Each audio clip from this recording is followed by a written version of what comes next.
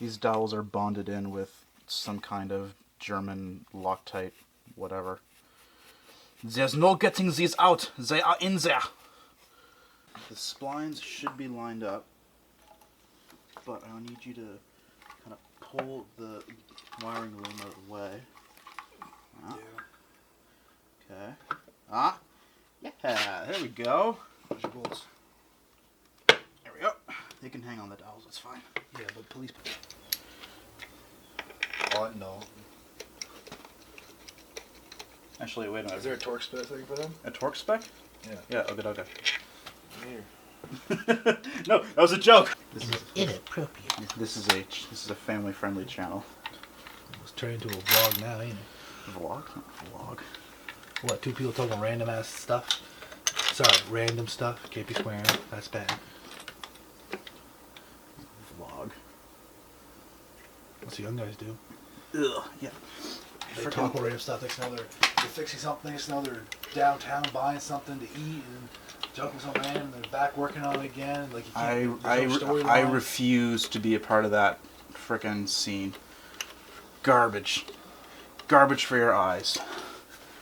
I only display. I have no problem if people do it in a productive manner, where it's just like, hey guys, today we're doing this, working on that, and then there's actually like a storyline or some consistency through it all, like you see from start to finish how things go, with obviously some time lapse. But when you're jumping from working on something to joking about something else to buying food somewhere else, and it's like, no.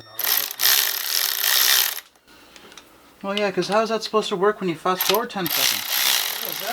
You either miss what you don't want to see anyway, or you miss everything you want to learn. That's why I show nothing you want to see.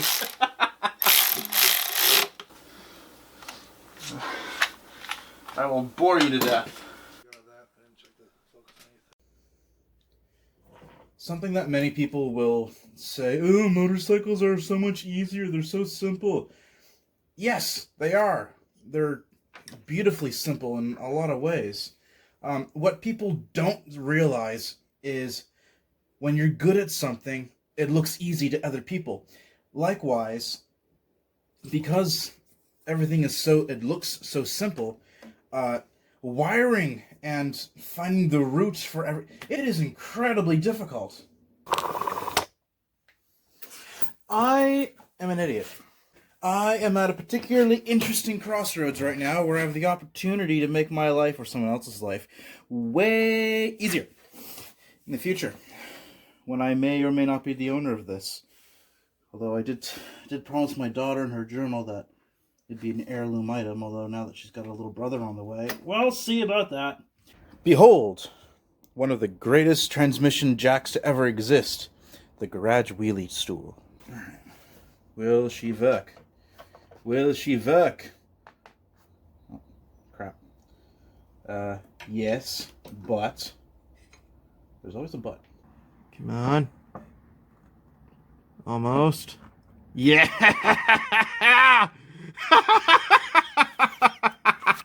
That's awesome! Yeah! Oh, that's awesome. Holy moly, that's awesome. That never happens that easily. Oh, yes. We're getting closer! Woo! Alright, I'm not super concerned about this, where that's got to be lower. What I am concerned about, and what I'm going to be focusing on now, is the gator. You can see it right in there. You can see the gator is pinched.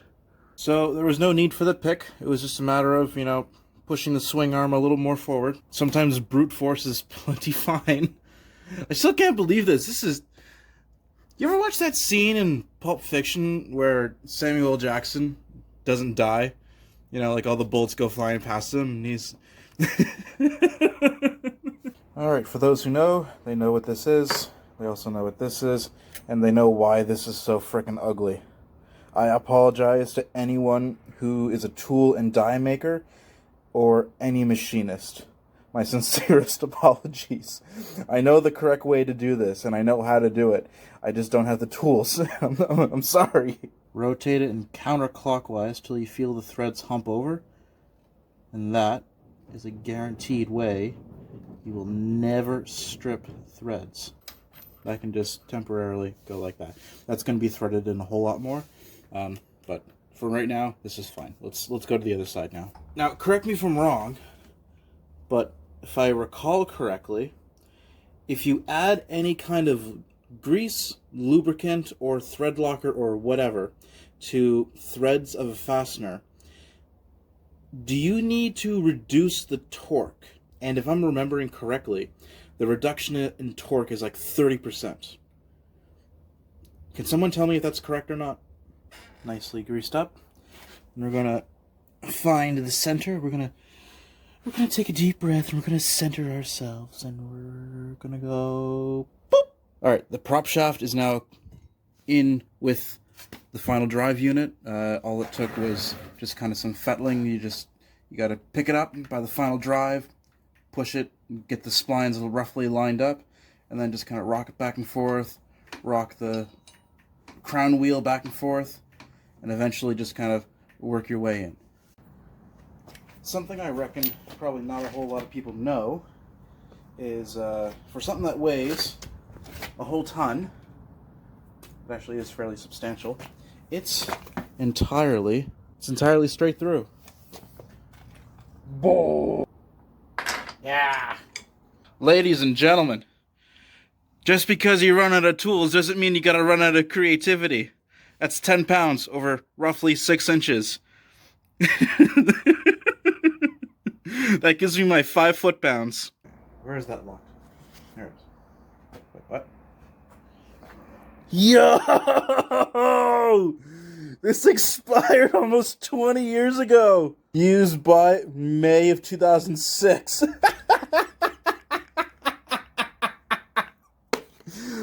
Oh well. She's going in.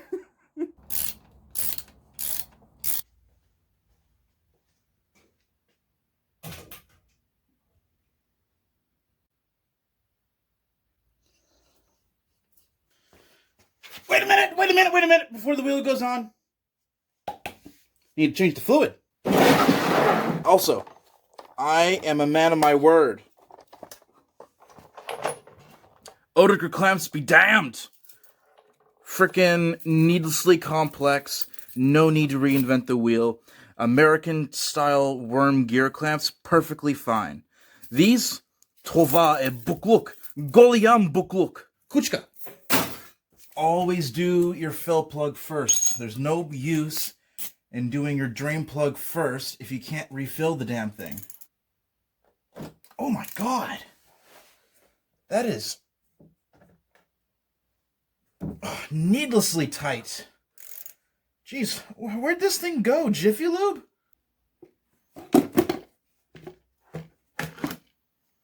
When the battery's hooked up, we get to see all the fun codes this thing's gonna show. Okay, flaporectomy has been removed, so there's no ching-ching. Alright, service indicator, fuel, duh, and check engine light.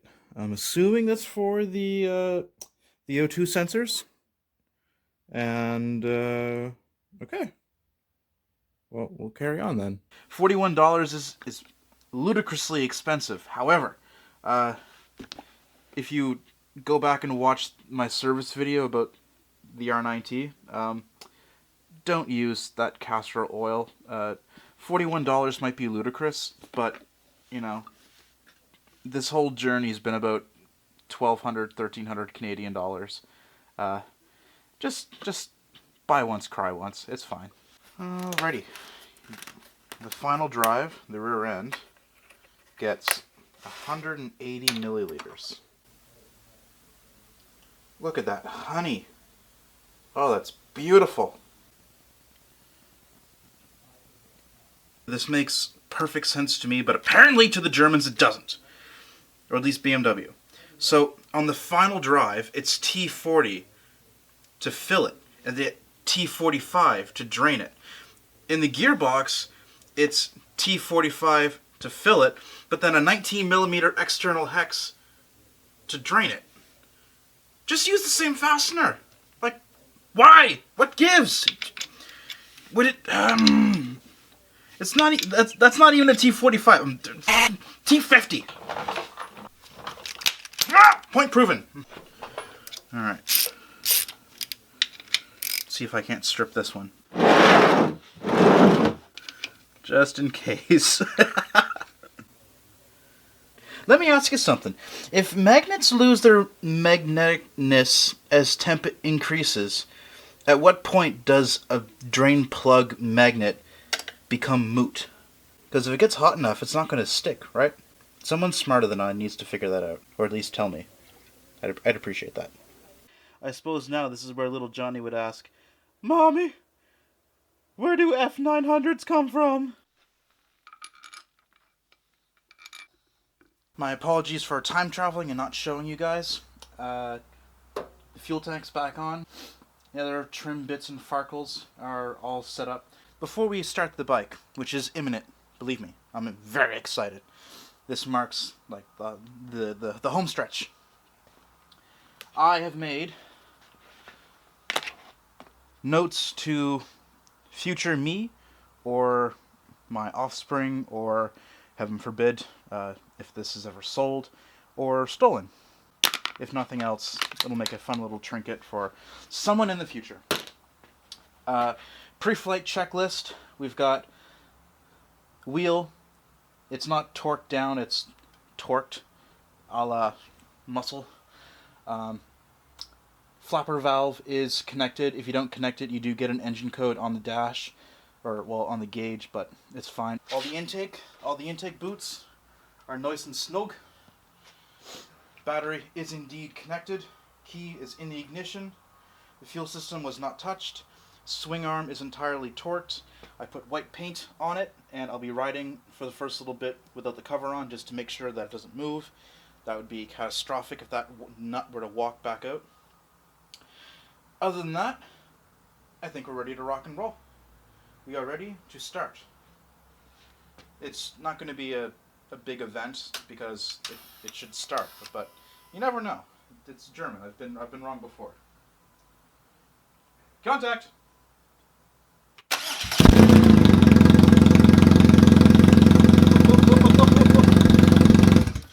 Whoa, that's too loud.